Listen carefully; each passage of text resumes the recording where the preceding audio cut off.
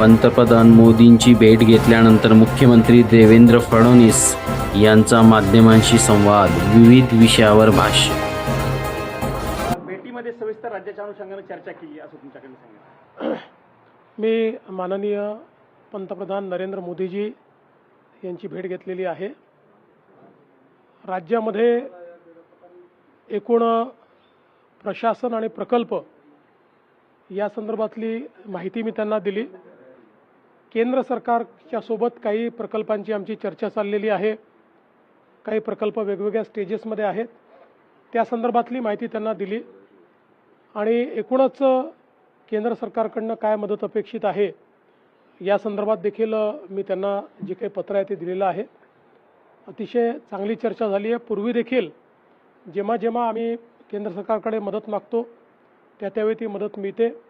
मग ती हायवेजच्या संदर्भात असेल, रेल्वेच्या संदर्भात असेल किंवा आपलं जो काही उत्तन विरार कॉरिडॉर असेल, अशा विविध प्रकल्पांच्या संदर्भात, मेट्रोच्या संदर्भात, आपल्या नदीजोड प्रकल्पाच्या संदर्भात, अशा विविध संदर्भात वेगवेगळ्या स्टेजेसवर जे काही आपले प्रकल्प आहेत त्याची त्यांना माहिती देऊन आणि त्याला कसं एक्सपिडाईट करता येईल या संदर्भातला हा प्रयत्न होता. माननीय प्रधानमंत्री मोदींना भेटल्यानंतर मी निर्मला सीतारामनजी यांची देखील भेट घेतली आणि तिथे विशेषतः जो आपला उत्तन ते विरार हा जो कॉरिडॉर आहे जवळपास 55,000 कोटी रुपयाचा, त्याच्या संदर्भातलं आपण एक जायकाला प्रपोजल दिलेला आहे. तर ते प्रपोजल परस्यू करण्याच्या संदर्भातली आजची भेट होती. प्रपोजल मोठं असल्यामुळे त्यांनी त्या ठिकाणी एक सल्ला दिलेला आहे की जायकासोबत अजून एखाद दुसरी मल्टीलॅटरल एजन्सी, अशा 2 एजन्सीज जोडून हे पूर्ण फंडिंग करता येईल का, अशा प्रकारचा प्रयत्न करू. आम्ही त्याला होकार दर्शवलेला आहे. त्यामुळे त्याही संदर्भात पुढच्या काळामध्ये आम्ही वर्किंग करू. पण एक पॉझिटिव्ह त्याला आता एक प्रकारे एक रस्ता मिळालेला आहे आणि पुढच्या काळात त्याचं एक काम आपल्याला सुरू करायचं आहे. त्यानंतर मी माननीय भूपेंद्र यादवजी यांच्याकडे देखील गेलो होतो आणि विशेषतः भूपेंद्र यादवजी यांच्याकडे जे काही आपले पर्यावरण आणि वन याच्या ज्या काही आपल्या मंजुरी आहेत, ज्या थांबलेल्या आहेत किंवा वेगवेगळ्या स्टेजेसवर आहेत, त्याची माहिती मी त्यांना दिली. त्याचा फॉलोअप केला. त्यांनी देखील अतिशय वेगानं ती मान्यता देण्यात येईल अशा पद्धतीनं सांगितलेलं आहे. आता माननीय पियुष गोयलजी आणि निर्मलाजी यांच्यासोबत एक उद्योगाच्या संदर्भातली बैठक आहे. देशभरातले मुख्यमंत्री किंवा इंडस्ट्रीज मिनिस्टर त्याला राहणार आहेत. ज्या औद्योगिक वसाहती आपण केंद्र सरकारच्या मदतीने तयार करतोय त्याच्यामधली प्रगती आणि त्याच्यातल्या अडचणी, या दोन्ही गोष्टींवर ही बैठक आहे. आपल्याकडे विशेषतः शेंद्रा बिडकीनला आपण आता ॲडिशनल 8,000 एकर जमीन ही ॲक्वायर करतो आणि अतिशय यशस्वी अशा प्रकारे आपली ही औद्योगिक वसाहत DMICच्या अंतर्गत झालेली आहे. तर त्यामध्येही केंद्र सरकारने काही हिस्सा घ्यावा आणि आपल्याला ॲक्विजिशन करता निधी द्यावा अशी एक मागणी आपण त्यांच्याकडे केली आहे. दुसरं, जो काही दिल्ली नागपूर कॉरिडॉर आहे त्याच्यावर एक औद्योगिक वसाहत तयार करण्यासंदर्भात केंद्र सरकारने सांगितलं होतं. तर सावनेरला त्याकरता 6,000 एकर जागा आपण जी आहे ती ॲक्वायर करतोय. दिघीच्या संदर्भात त्यांनी एक मुद्दा मांडलेला, त्याचा आम्ही अप्राईज करू की 6,000 एकर जागा तिथे आपली ॲक्वायर झाली आहे आणि केंद्र सरकारने आपल्याला वन टाईम इन्फ्रास्ट्रक्चर जे पैसे दिलेत त्याचं टेंडर आपण अलॉट केलेलं आहे, त्याचंही काम आपण सुरू केलेलं आहे.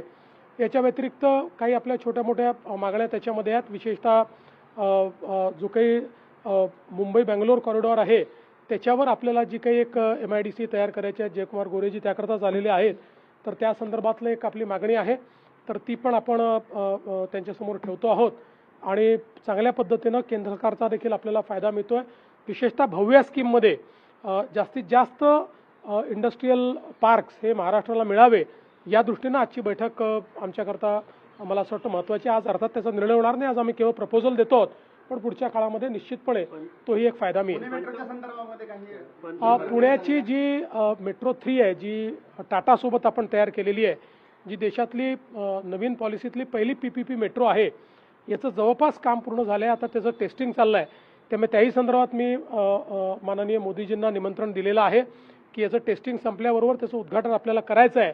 तर त्याचा एक ॲडव्हान्स त्यांना मी इंटिमेशन दिलेली आहे. ते देखील त्या संदर्भात लवकरच आपल्याला तारीख देतील आणि आपणही कंप्लीशन एक्झॅक्ट कधी आहे आणि टेस्टिंग कधीपर्यंत पूर्ण होणार आहे त्यांना कळवल्यानंतर त्याचे उद्घाटन लवकरात लवकर करण्याचा आपला मानस आहे. आपण दिल्लीत आला खूप चर्चा सुरू झाली आहे.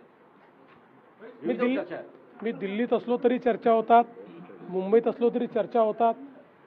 मला असं वाटतं की अनेक रिकामटेकडे लोक आहेत, त्यांना माझ्याबद्दल चर्चा करायला आवडतात, त्यामुळे त्यांना आनंद घेऊ द्या. रोहित पवारांनी पण तशीच चर्चा केली. ते म्हणतात की तुम्ही दिल्लीत गेलात तर अजितदादांच्या अनुषंगानं बोलला असाल आणि आता तुम्हाला वरतीच जायचं आहे केंद्रात, असं त्यांचं. नाही, मला असं वाटतं की ज्याला जे तारे तोडायचे आहेत, ज्याला जे फुगे उडवायचे आहेत, ज्याला जी पतंग उडवायची आहे ती पतंग त्यांना उडवू द्या. मी महाराष्ट्रात आहे. महाराष्ट्राच्या जनतेने आणि माझे नेते नरेंद्र मोदीजी यांनी महाराष्ट्राची जबाबदारी माझ्याकडे दिलेली आहे. मी प्रामाणिकपणे महाराष्ट्राच्या जनतेची सेवा करतो आणि ती करत राहणार आहे. भाजपच्या राष्ट्रीय अध्यक्षांची टीम जाहीर झालेली आहे. या टीममध्ये महाराष्ट्रातनं भारतीताई पवारांना संधी दिलेली आहे उपाध्यक्ष म्हणून. मी आत्ता अजून बघितलेली नाही, म्हणजे खरं सांगायचं आपल्यालाही माहिती आहे मी बैठकीतनंच बाहेर आलो आहे. पण जर टीम जाहीर झाली असेल आणि त्यात कोणी महाराष्ट्रातलं असेल आम्हाला आनंद आहे. मी एकदा टीम पूर्ण बघेन मग त्याच्यावर. तुम्हाला दिल्लीत पाठवण्यासाठी मागे कोण लागले? अनेक लोकांना असं वाटतं की मी दिल्लीत गेलं पाहिजे, पण त्या सगळ्यांना मी सांगतो की मी मुंबईतच आहे. थँक्यू.